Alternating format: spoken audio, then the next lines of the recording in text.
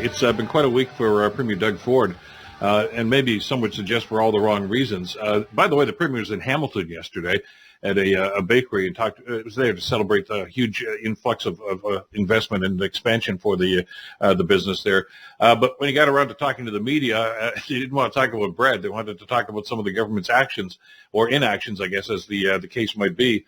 And the Premier was asked about a couple of things that are going on here. He says his government has been transparent right from the beginning about its decision to remove 7,400 acres from the Greenbelt and added that land elsewhere. And he's also defending the province's move to overrule Hamilton's decision to freeze the urban boundary. Remember that issue?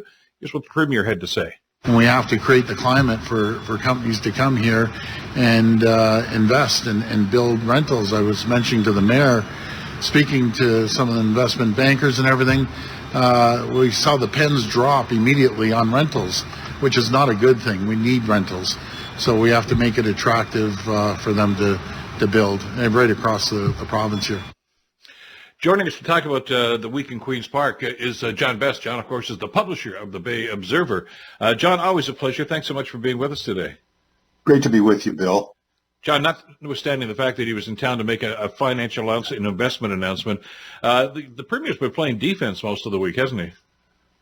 He has, and I followed that announcement yesterday, and it was, it was supposed to be like he brought half the cabinet with him. I think he had 4 ministers there, plus Donna Skelly. So, for what amounted to $1.5 million as far as the province is concerned, the bakery is it's actually a $15 million project. But it was interesting because, you got all these cabinet ministers there, good news announcement, and the thing kicks off with the mayor acknowledging, and speaking about the terrible accident that had happened the day before. So it was just a kind of a strange day, and then it kind of went from there to all the questions about Bill 124. Apparently there was a paper release that said that the freezing of wages for hospital workers was one of the reasons during the pandemic that we were losing so many nurses. Why you would even need a consultant to figure that one out, I don't know. But it was kind of an odd day for him, and he certainly took some incoming on the boundary freezing issue. But the clip that you just played, I think, was interesting because he was talking about speaking to investment bankers, and I think what he was suggesting is that they were showing a lack of interest in any kind of rental property. And, we're in a situation now where people can't afford to buy houses, so rental is the only option. And it sounded to me like he was trying to, sort of boost up the rental side of this housing equation. That was kind of the takeaway I took from that.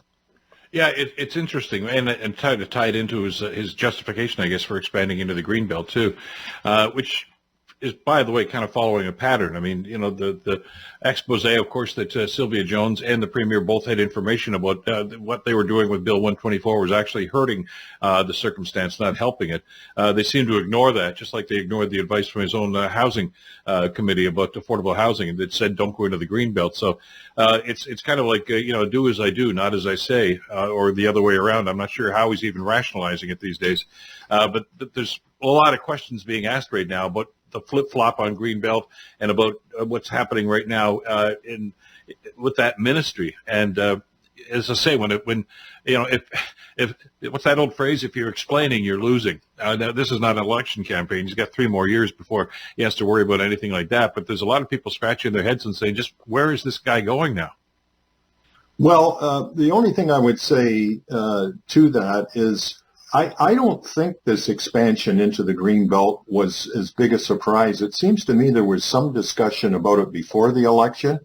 We certainly knew that the government was going to get aggressive in intervening on things like we were explicitly almost told here in Hamilton that the boundary freeze was probably going to get canceled. there were some, during that campaign, he was, I forget what the sign was he had on his podium, but it was something about getting everything done. And, I don't think anybody's jaw hit the floor when he did the Greenbelt reversal. Having said that, it's highly unpopular with the people that are concerned about the Greenbelt. And what the issue really comes down to is whether there is in fact enough room within the city boundaries, which the Greenbelt supporters insist that we have enough room inside the boundary. I haven't seen, we've seen the city of Hamilton staff when they were confronted, knowing full well that the will of council was going to be to freeze the boundary. They came up with a scenario that showed how it could be done. But what that looks like on the ground when you actually start seeing dwellings pop up in driveways and backyard tool sheds, and what those conversions would actually look like and how the public would react. Until we actually see some of this stuff, it's hard to know, exactly what the public mood is.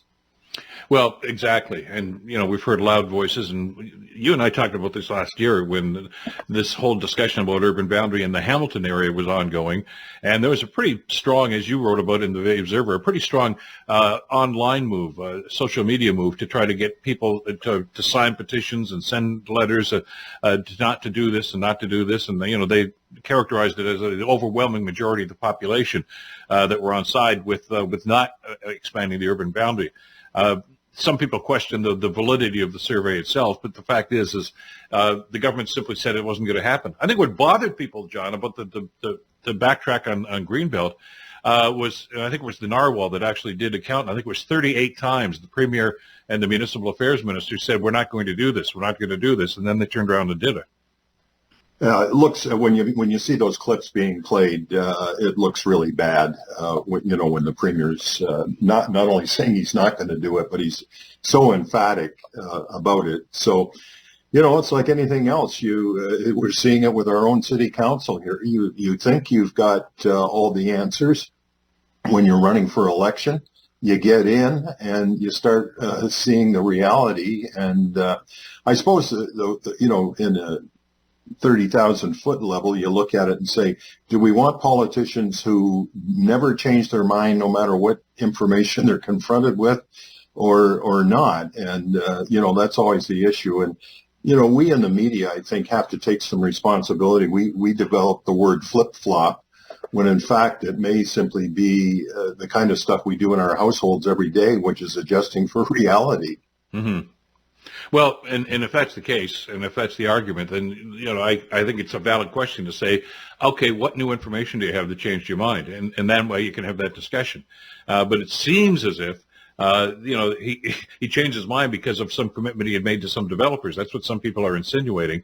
And we don't know that not to be true. Now, and to that point now, we've just found out yesterday, the three opposition leaders have all joined forces to try to get the Auditor General to investigate this. And good for them, but as I mentioned on my commentary earlier this morning, nothing will come of that. It's the Auditor General can write a damning report if in fact she finds information that would substantiate that, but nobody's going to get fired, nobody's going to get fined. This is a government policy, and in all likelihood, it's going to go through. I agree, and I think the other thing that you can take from that clip from Ford yesterday, where he was talking to investment bankers. I think the thing that we kind of forget here is that the housing industry, probably 95% of the housing industry is controlled by the private sector. The money comes from the private sector. The builders, they invest in the land, they develop it down the road. The only part of housing that is under the control of government is public housing, which is a tiny, tiny percentage of the overall issue. So when he's talking about meeting with investment bankers, I think that suggests that he's trying to plug into the people that actually make the system work. We can zone things, and we can throw up various roadblocks or encouragements, But at the end of the day, we're trying to regulate something that is really not regulated other than through zoning. Exactly. It's interesting to see the challenge of trying to solve a housing issue that is largely not in government hands. And by the way, just as a quick PS to our discussion about the investigation or an AG investigation, there has been some talk about the OPP getting involved in the investigation. They haven't made a commitment to it yet.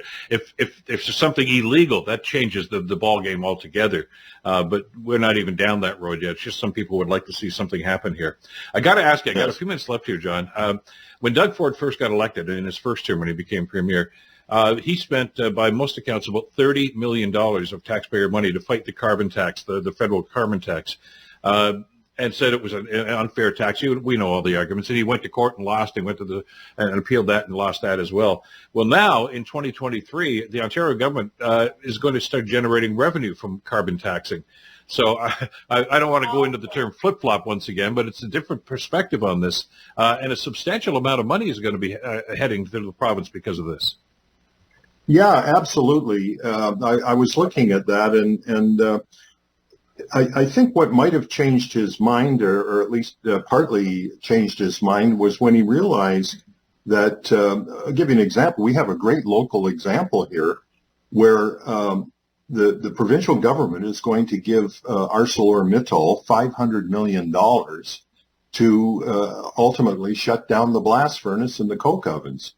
And that money is going to come out of this carbon tax.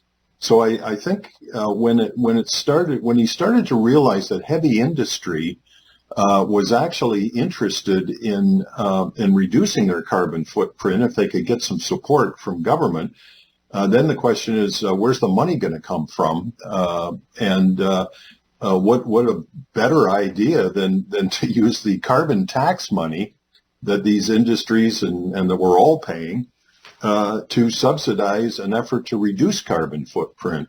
So I think when it became, I think he relates to business, big business. I think that's where his head is at. And when he saw a pathway where the carbon tax would actually be welcomed by business, I think that's where the switch came. Well, and that's not the first time this has happened either. I mean, one of the other things that the newly minted Doug Ford did when he became premier was took out all the charging stations for electronic vehicles because he didn't think anything was going to ever happen to that.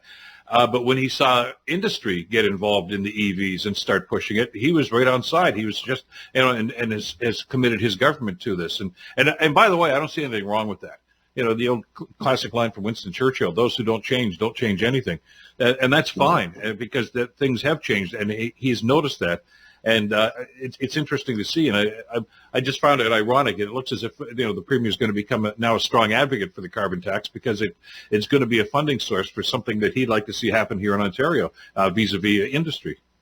Well, it's interesting because when Dofasco shuts down their blast furnace and their coke ovens, they'll start paying less into the fund.